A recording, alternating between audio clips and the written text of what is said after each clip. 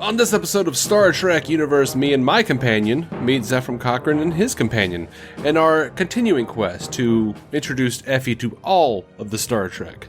We'll talk about the original series 202, Metamorphosis, right after these words from helicopter spouse energy clouds trying to make playdates for their prisoner paramours.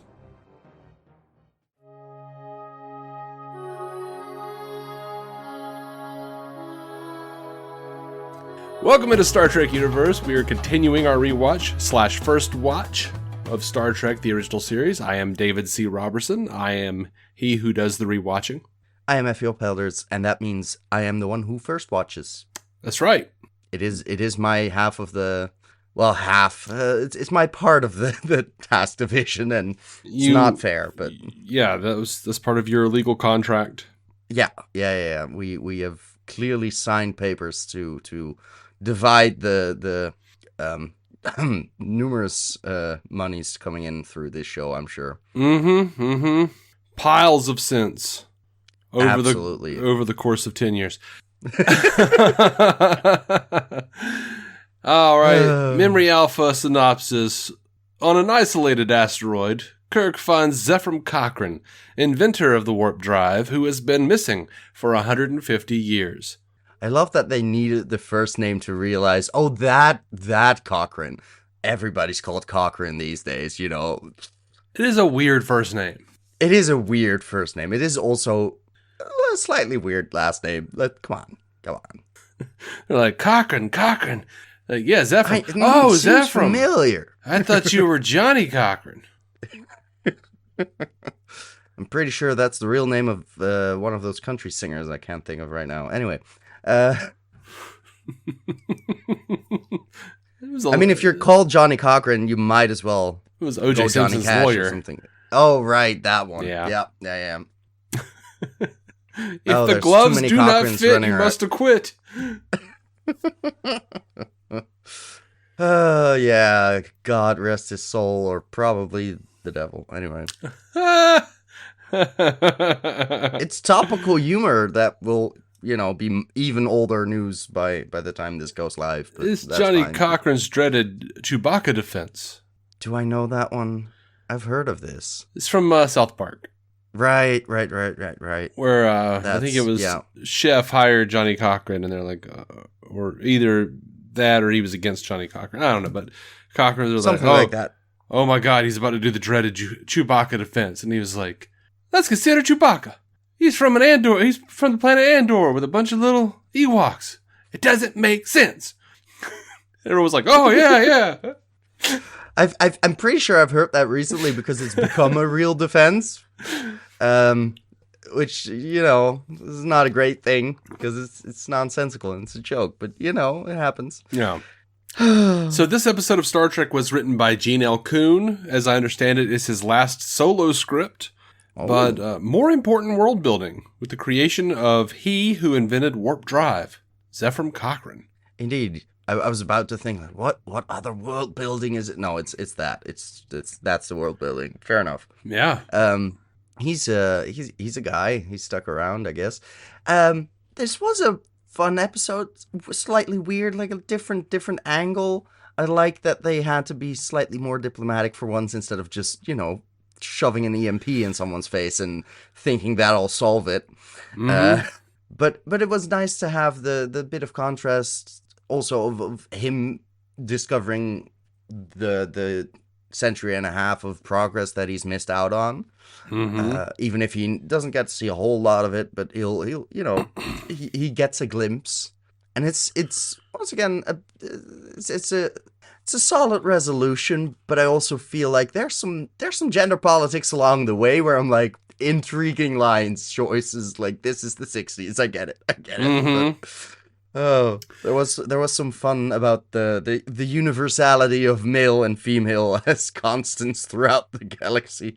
And I was like, oh, sure, in the 60s. Mm. Yep. I'm pretty sure there's some non-binary characters coming up eventually that will fuck with that one, but yeah, in Discovery. Yeah, exactly. That's the only thing I know about Discovery, probably. They didn't really mess with it until very, very, very recently. So, Yeah, no, that makes sense. Like, so one of the things I really liked is continuing this through line. If you look back at Gene Alcoon's arc for Kirk, this line is salient. McCoy is saying, maybe you're a soldier so often that you forget you're also trained to be a diplomat. Why not try a carrot instead of a stick? yeah.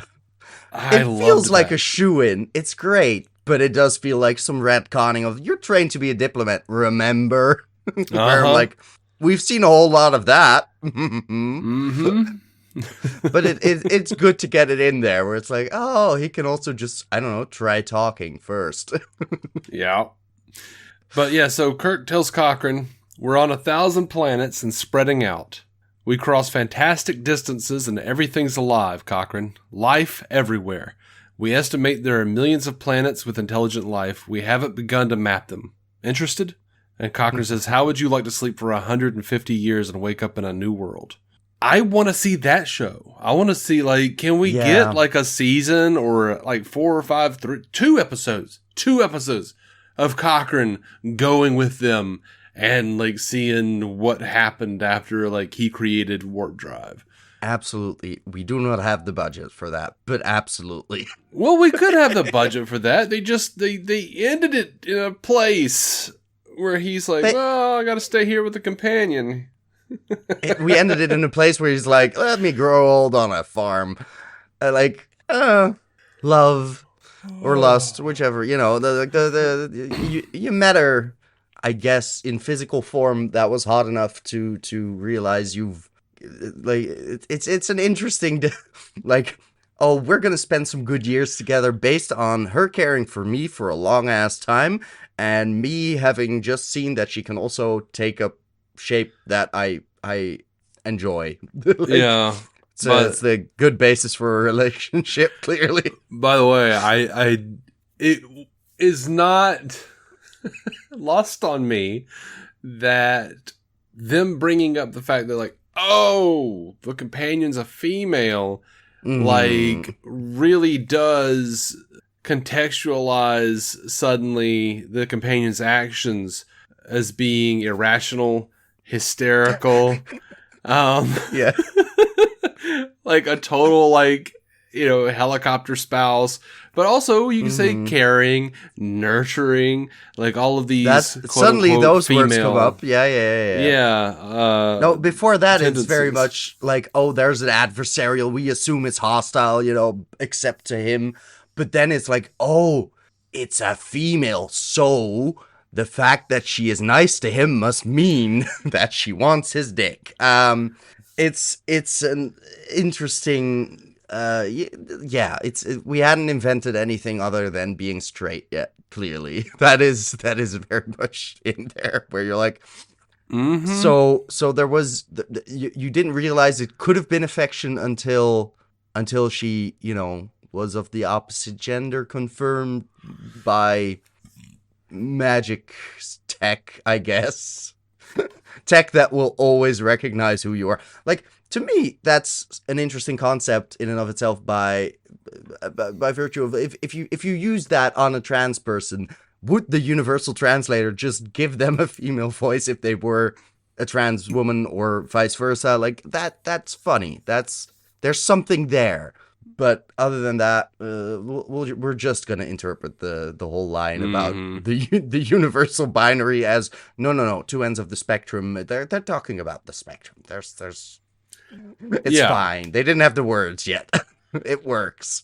Yeah, I do think that there's probably a spectrum where even if you're non-binary, you fall closer on some place.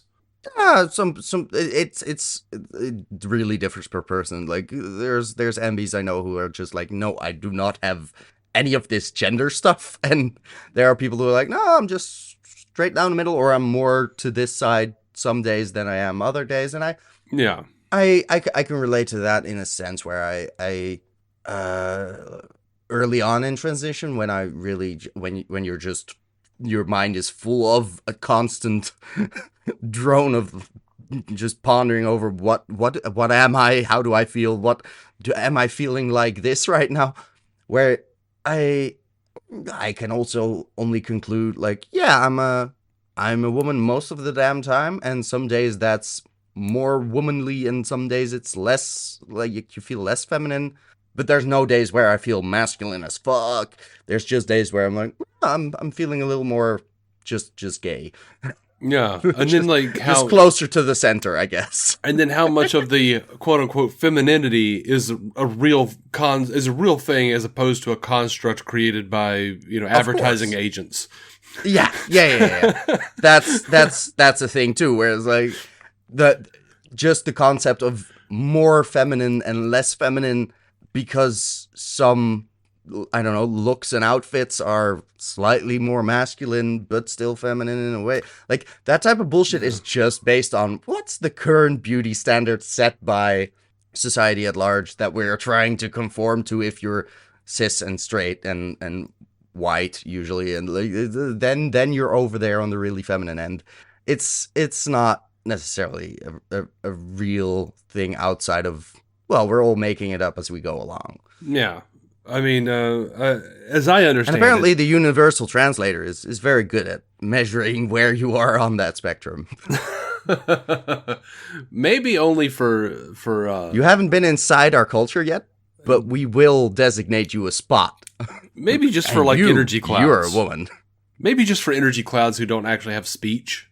That might be the specific. Yeah. So it did sound more universal than that. That's why I went off on the whole tangent of like, yeah, but if someone's just closeted and you use that, will it just out them? That feels like something that should be in like a Star Trek parody or something. Absolutely. Like I would write this. Deeper than anything that like any actual person writing a parody of Star Trek would think to go into. Like, there are much easier gags to create than going this off the beaten track, but like it would be funny. It would be, terrible for the person involved, but it would be interesting just to have like, oh, let's use the universal translator to communicate with this humanoid man, and then have a feminine voice come out where it's like, ooh, we're in the 60s. I'm not sure we can air this. My mind suddenly like just goes directly to a joke about like having some giant Klingon warrior like coming on, being right? Like, yeah. And then the universal translator goes, "Hi guys," like total Paul Lynde, Bewitched, Uncle Arthur. That works. Like, it seems like a very masculine society. I haven't seen a whole lot of the Klingon Empire yet, but enough to realize that, yeah, there has to be some gay men there. Just that level of militarization? Come on. Yeah, I don't know that we've ever seen a gay Klingon. Oh, it's just right there, guys, waiting for you to do it. But it was only a couple years ago we found out they have 2 dicks. So, well, I'm looking forward to that episode. Are they all thruples? That would be interesting. I don't know. Like, we only know because someone said something about 2 dicks, and then there was a... Which fucking screenwriter put this in? I don't know. Just to be a dick. Or, I don't remember if it was like Lower Decks or what, but I remember Discovery actually showed a Klingon facing away from the camera taking a piss, and there are 2 streams. No. I don't remember who mentioned it first. That's delightful. I mean, it feels like a thing Lower Decks would probably come up with, but I love that they're keeping it, across both shows. That's good. Oh, modern times. We'll get there eventually. Yeah, I mean, but yeah, in 150 years. Discovery, you flat out see like a naked Klingon woman having sex, and she's got like spikes on her titties and stuff. It's weird. I mean, the longer you keep this franchise alive, the more you have to really be like, no. They're very different anatomically. They're not just in brown face. Yeah. I mean, one of my favorite bits comes from Star Trek 6. It was not with a Klingon, but they were in a prison camp, Kirk and McCoy, and this big alien comes up and is just like, "Drop to job," screaming at him. And Kirk winds up kicking him in the knee. Sure. And the alien is just like, just like fades away. And Kirk says, I'm lucky that thing had knees. And this alien, who was played by David Bowie's wife, Iman, says, that was not his knees. Not everyone keeps their genitals in the same place, Captain. Of course. Poor thing. Yeah. Was one of my favorite things in Star Trek.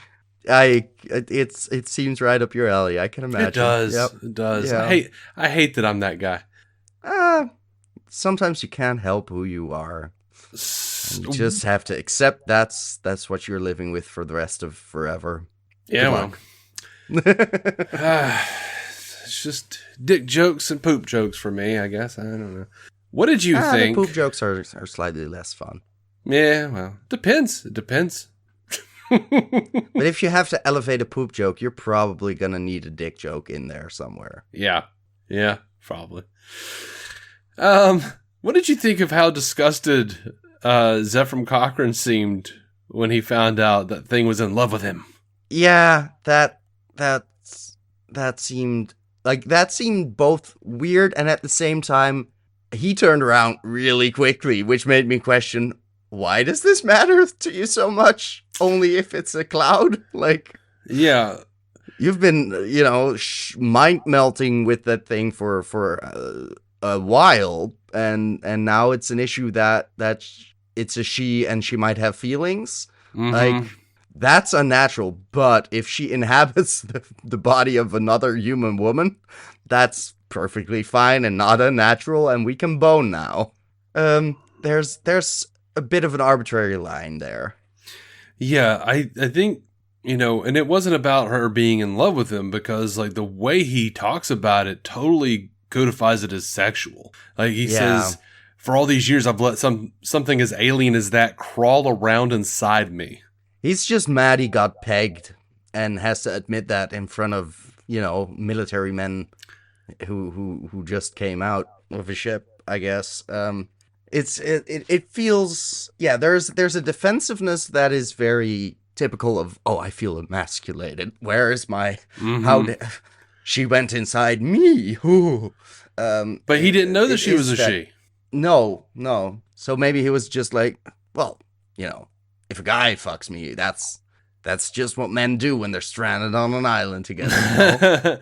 But a woman, no, sir. I think the implication was that, this was a companion. This was like a pet or some other being who was like just having, a communion with me. Like, I didn't realize this was a thing. Like, and they do talk about pets quite a bit, where I was like, wait, who's the pet? Like, which one? Because one of them seems far more powerful. Like, isn't Zefram just the pet? Is that not, like, and that could have been just as likely, but no, because she's a woman, it's not just her caring for a dog, it's her caring for a man. Yeah. Which, feels like you're jumping to conclusions a bit, but... But it's also like, Zefram is like the guy out of touch. And he even says it. He says, is this what the future holds? Men who have no notion of decency or morality. Maybe I'm 150 years out of style, but I'm not going to be fodder for any inhuman monster. Yeah. Except he does. He is. He's very quickly persuaded, eventually. But it has a semblance of, in modern times, you like there's an echo of you allow all sorts of interspecies, like what's next, gay marriage? Like it has that sort of conservative, like, my decency demands that I cannot be seen together with a space cloud of electricity, and which makes it fun in and of itself that the crew is just like, well, she likes you. Good for you. Like, this is... Go for it, man. Like, they're just like, I would love someone who would take care of me for 150 years. Seems like a pretty solid relationship. Mm-hmm. She's willing to abduct strangers from space just to keep you company, because otherwise you will not remain. Like, So, It's yeah. as it is important to contextualize what we're watching within the 60s. And I think it's pretty clear that the gender politics or gender identity and all and homosexuality, I don't think that was what they were thinking about. Oh no. It's clearly not intentional. But I can drag it out of there very easily. You can, but it was the 60s. And this was interesting. Director Ralph Sinesky says, there was another question that remains unanswered. Gene Kuhn told me one of the advantages of being on Star Trek was that he was able to deal with issues that he couldn't do on any other series. For instance, he had written an episode that emanated from his own anti-Vietnam War feelings.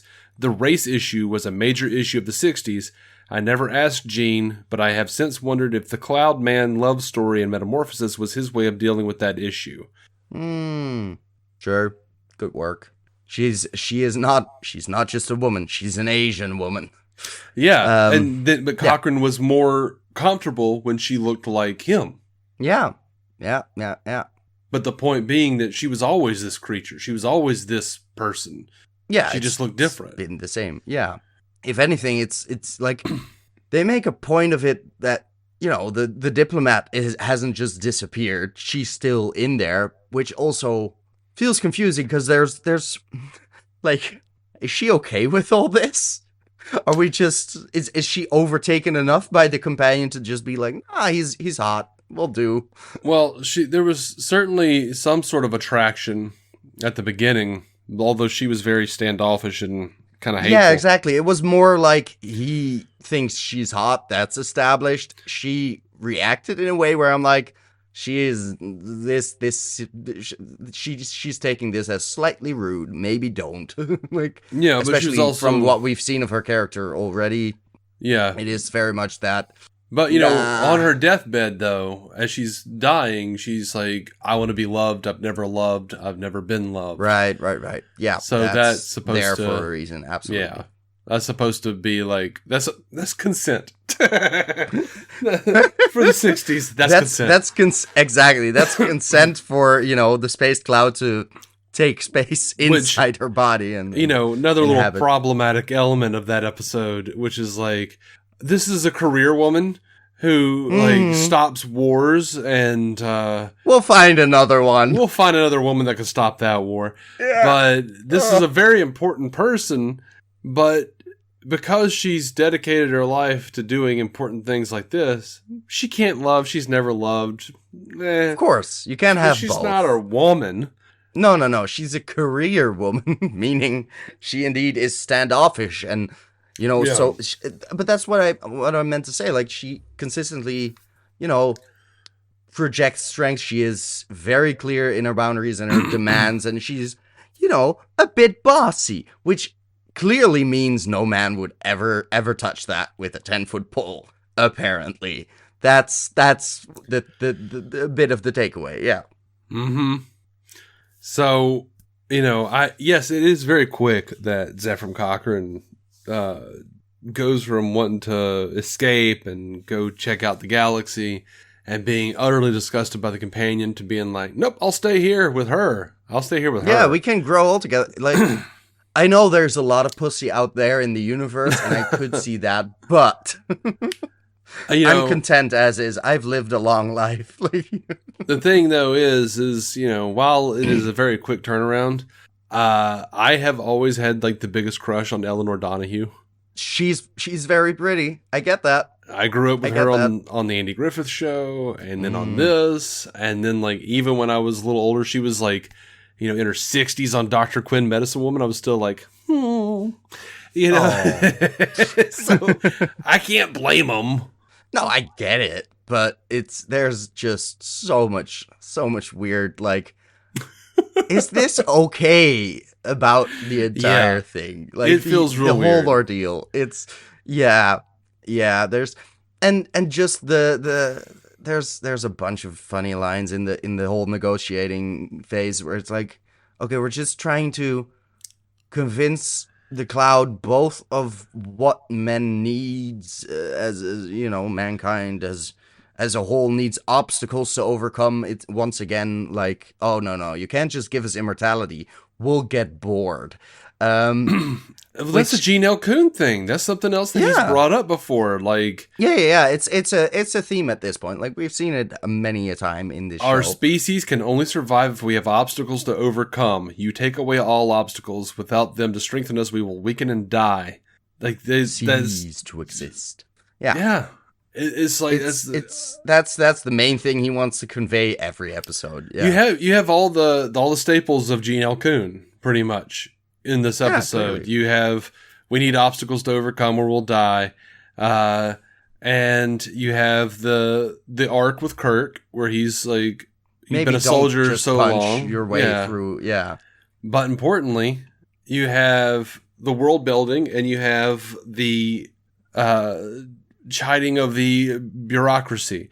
If you'll notice at the beginning when she's angry that they didn't give her the proper inoculations, and there seems to be an implication, like McCoy says, like, it's like 1 billion to 1 that you'll get it. That's like a bureaucratic numbers answer where it's just like, we just didn't do it because probably you weren't gonna get it. Yeah. And now you did. Odds are you wouldn't die, and now you got sick. So, well, whoops. That's not a great answer. Yeah. So you also have that little like dig at the bureaucratic mentality and what Starfleet is. Yeah. And McCoy's skills as a doctor are, up and down depending on the episode generally. So we'll have more to talk about next episode, I'm sure. But on this one, he's, just forgot to prevent instead of cure, and, But, also there's a nice message here of Gene Coon where, it does diminish what she does and like her importance, but also like Kirk's like, I'm sure we'll find another woman to stop that war. Is like, just throwaway line. She wasn't that important. Like, but in another sense, it is saying that like her happiness is more important than some diplomatic, bureaucratic bullshit thing. Absolutely, we can find fair. Somebody else to talk to these people. Yeah, true. The only issue with that is, them being two exclusionary options. It's either be happy or have a career. Yeah. Fuck you for trying to have both, woman. Like, That's the only issue. It's a nice message to be like, no, definitely choose being a homemaker and marrying over having a career, because you can't do it all. Yeah. You're more important than the government and the bureaucracy tries to tell you are. Your needs are more important. Also, you can't do both. Yeah, your needs are being a housewife and getting some kids. Wonder why you didn't realize that yourself, silly girl. The patriarchy does not give with both hands. It sure doesn't. It takes away with, a bunch of them, but... Oh, Lord. Yep. No. What else you got? You have anything else on this episode? I'm mostly like, there was a thing I wanted to say like 3 topics back, and I'm not, just can't quite get at it. So I'm probably gonna have to accept that I forgot whatever it was I also wanted to say. I'm sorry. I'll get over it, hopefully, eventually. Will you? No, I'll keep thinking. You'll about be listening to it later. Episode. Yeah, and I'll text you like, I wanted to include this point on something of about the companion, and it just didn't happen. Yeah. So I loved that Zefram Cochrane just said like, I just wanted to leave. I was tired and I wanted to die. I wanted to die in space. That's all. Yeah. And it was very much I was an old man and I was sick of this shit. So I went out to disappear. Like, bold move. Really, yeah, powerful. So it's funny because people have different, differences of thought on this, and I've been on both sides of it. When you look at this version of Zefram Cochrane, he is at once exactly what you would imagine and not at all what you would imagine. Yeah. With the character that James Cromwell later portrayed in Star Trek First Contact in subsequent episodes. James Cromwell played Zefram Cochrane. Okay. Who was a sort of a boozy alcoholic who liked to play a jukebox and was always hitting on women. And clearly needed about 150 years of rehab. Sure, cool. Yeah. That makes sense. This is all canon. Yeah, but it does, like, when you start to look at it, like, one, he's been, when he was an alcoholic, when we met him in First Contact. Yeah. This is at the end of the Third World War. Like, humanity's in shambles. He is a raging alcoholic trying to create, he still hasn't created the thing. He's trying to build it. Right. He's working on it, but also losing. Yeah. Yeah. Is the Third World War, is that before or after or at the same time as the whole eugenics war thing from Space Seed? Like, when is comparatively? Okay. For my timeline's sake. You know what? That is a question that Star Trek fans have had for years. God damn it. And they were separate things, and then at some point Star Trek started acting like they were the same thing. Just, one more thing we can toss to the temporal wars, shifting some things around. But at the very least, the Zefram Cochrane created warp drive after World War III in the embers of humanity, just amongst the ashes. Yeah, sure.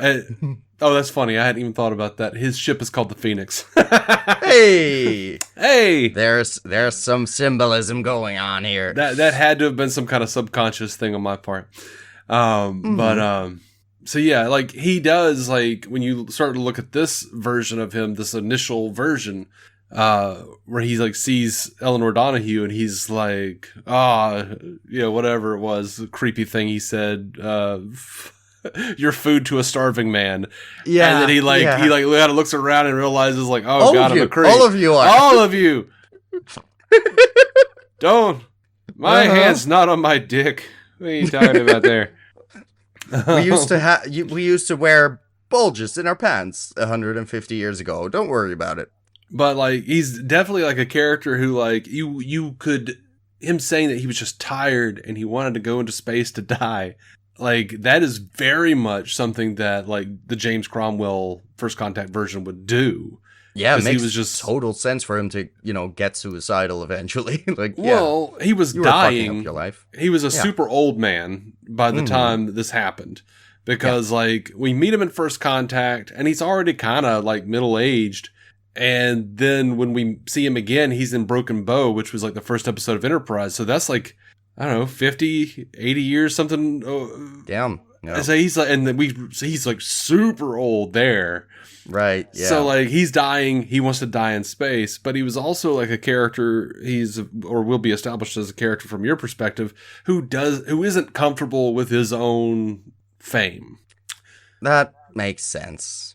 And, when these people from the future show up and they're like, that's where your statue's got to be. He's like, fuck this. And he leaves. Yeah. He just bolts. He just nopes out. Get the fuck away from me. I can understand that. And when Riker tracks him down and he, like, falls down into this little ditch, what he says is, I don't want to be a statue.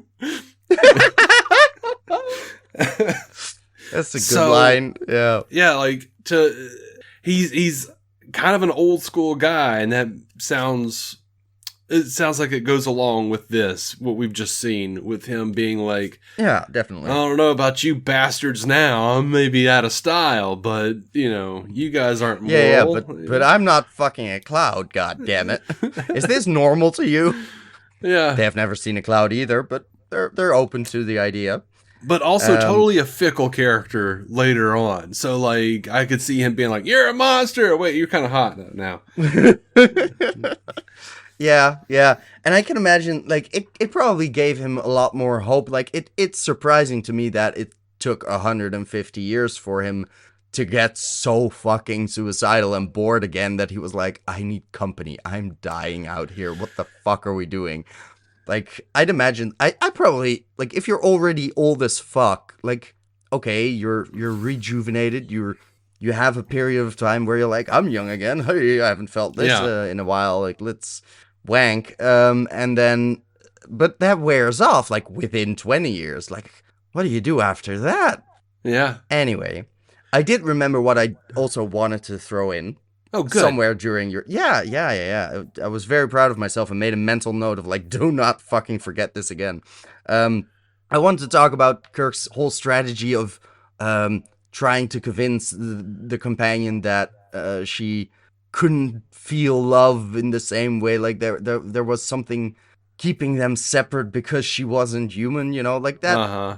The trick worked eventually, but it also suggested one of those, okay... So, you have to have the bodily functions to express the kind of love we see as love.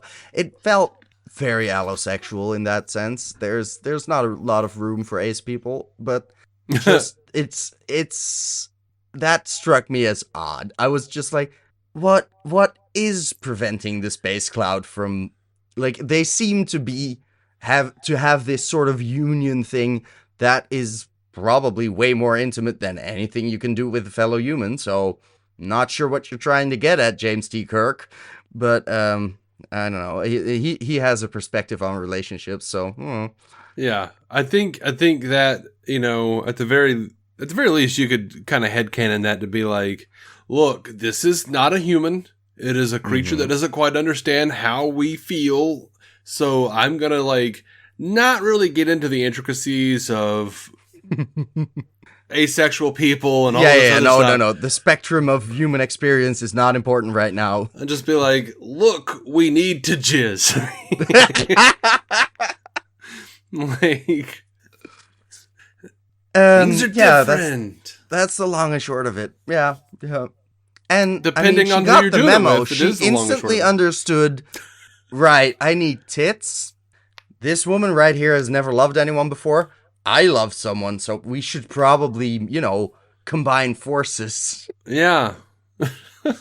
Because she's got tits. You know, that's how it works. Yeah. Yeah. I feel like we've thoroughly undermined every semblance of a point this episode is trying to make. I don't know. I mean, I think the point was that human beings are so illogical and irrational that they can't accept love unless it looks like them as something they recognize. And it's even said, as much as we give a shit for having Cochrane turn so quickly, he says, I can't leave her, I love her. Is that surprising? And Spock says, not coming from a human being. You are, after all, essentially irrational. Good line, yeah. Yeah, like, the whole plot hinges on, here's a notion of someone is different, but you both love each other, and you can't accept that love, though, because it's a different person, it's a different creature, it's something that you don't recognize.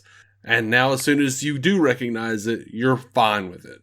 Yeah, but at the same time, if you're trying to place that in the Vietnam context instead of the, you know, gender sexuality context, like, that's just, is this a whole pro-racial segregation? Like, what is this episode? Like, what is the moral if it ends up being like, yeah, well, the Asian woman loved you, but she needed to be white for you to truly stay with her and not, you know, fuck off and go back to the US. Now see, based on the first two acts, the way I would rewrite this would be, you know, with Cochrane being like, I let that thing crawl around inside of me. Like, when he sees her, like, show up as Elinor Donahue, he should have flipped out and killed Elinor Donahue because I won't let you crawl around inside of this woman. Yeah. You're a monster. Yeah. That would have worked. Yeah. He should have killed. And she became mortal in that moment. So, like, it would have been a resolution that would have been brutal and gut punchy, and also he would then, you know, spend the rest of his years in jail for murder. So that would have been a different show, but I love it. Yeah, I get it. Yeah, that works. That works for me. I do somehow that's a better moral where it's like, no, that guy sucked. Yeah, I do want to see like 30 years, 40 years, whatever it is, where he like gets up and his back like hurts and he's like, God, this is such a bad choice. I miss being young. Yeah, immortality was boring, but it wasn't painful. Exactly. Yeah. Well, also, this is boring. Because we're still stuck on this damn farm. We're getting too old to actually fuck. Like, what do we do now? Poor we just sod. Fight. We just argue about stupid shit. Because this house is essentially we're just one bickering room. Because your human half mind is, still doesn't like me, and your non-human half mind has never quite understood everything I have experienced in life. Yeah, no, it's a marriage doomed to fail. Why can't you be a diplomat in our marriage? Oh God, yeah, the throuple with two bodies would end up having, the diplomat as a relationship counselor. Mm-hmm. Oh God, this could be a sitcom in and of itself. Yep. Not a particularly good or long running one, but it would be a sitcom. Right. Oh Lordy. All right, let's get some. Let's hit up some bleb-de-doop, some trivia here. Ooh. The first draft script ends with a joke. As the landing party leaves the planetoid, Spock wonders if Cochrane is a bigamist by having two entities in the same body for his partner. Good question, Spock. I think we landed on that as well. The shuttlecraft mock-up is not the same as the set used for the interiors of the Galileo. Kirk and company are all crouching as they emerge from the ship, yet the shuttlecraft interior set had a lot more headroom. Yeah. The scenes scenes of Cochrane communicating with the companion were all shot at one time. The set was then completely redone with his house added for all of the sequences with Kirk and company. The inconsistencies between the two versions of the same set can be seen in alien trees that are near Cochrane in one view and absent in the next. It's just a trick of the lighting, really. It's probably the companion messing with us. Yeah, fair enough. Because we had the whole thing explaining like, oh no, everything you saw outside was just fake, I guess. And then, and then it looked different. And your brain goes along with it. So, it worked out fine. By the way, this is something that I love in the episode, where it actually makes me tear up every time I see it. When she's like inside, when the companion's inside of Elinor Donahue's body, and she like pulls up her scarf and looks at him through the scarf, remembering what it was like to see him the way she used to. Symbolically, the colored patterns in the scarf worn by the commissioner are identical to the patterns in the energy field of the companion. This is shown clearly as she looks at Cochrane through the scarf near the end of the episode. This was not scripted or even intended by the production staff. Okay. Director Ralph Sinesky came up with the idea on the set, calling it one of those wonderful freak accidents that happen. Lovely. That's great, because it was a beautiful moment. At the same time, I, on first viewing, was mostly like, wait, is that her skirt? Is she lifting her skirt before her eyes? Her skirt? I mean, I had, like, a couple shots later, I noticed, oh no, probably the scarf, never mind. But, yeah, it's the scarf. But before that, I was like, is she just flashing him right now? But that's where my brain went. She's only being human for a very short time. Like, it could have been the case. I'm just saying. Yeah. A few scenes featuring Elinor Donahue had to be reshot because the original film negatives were damaged and couldn't be used. Portions of the planet set had to be rebuilt since other episodes were shot there by that time using different sets. Meanwhile, Donahue got pneumonia and lost 10 pounds. To hide this, they put Hedford's scarf around her neck and upper body. However, her weight loss is still visible on her face. The reshots were not directed by Ralph Sinesky. Okay, Jesus. Yeah, I never noticed that she looked any thinner to me. No, I would really have to, look out for it to be like, wait, when is which scenes disappeared, That's interesting. Hadn't noticed, so that's a good thing. Yeah. So, what do you think? You like this episode all right, or is it mid for you? Good question. It's just, I think it's just good, the middle of the road. It's not exceptionally great. It's just one of those that sort of goes along pretty well. It's not one of those where I'm like, okay, nonsense that doesn't quite make sense resolution. That's nice, because there were a couple of those. Those are slightly below this. And it's not one of the greats, but, it's all right. I had a good time. I liked it well enough, and it took me a while to be like, oh, that's why they titled it this. Like, you weren't, which is always a nice feeling of like, I should have been spoiled, but I wasn't, because my brain didn't do the thing, connecting the two dots, and that's always nice. I enjoyed this one, yeah. Yep. It's one of those that I always enjoy, but I'm always like, eh. It's fine. I watch it, I'm like, yeah. They don't all have to be, old-time classics. Yeah. All right, well, next time on Star Trek Universe, we journey deep into a Capellan cave where McCoy must part a Tier Widow's labe. We'll be talking Friday's Child. Labe is short for labia, you see. Oh, she had a child. Yeah. Get it? Yeah. Now I do. Yeah. All right. Until then, Jolon True, live long and prosper, and of course, eat a dick, people. Don't forget to plank on that clit. It's like, God help us. Is the singular of labia labium, or how does that work? My Latin is escaping me. I don't know. I don't know either. This is a sincere question. I should stop recording. Yes. Thank you for listening to the Star Trek Universe podcast, a Stranded Panda production. If you'd like to hear more from David C. Robertson, check out the DC On Screen podcast or maladjusted.tv for his web videos. If you'd like to hear more from Matthew Carroll, check out the Marvel Cinematic Universe podcast or listen to his music. Just search for Matthew Carroll anywhere you get music.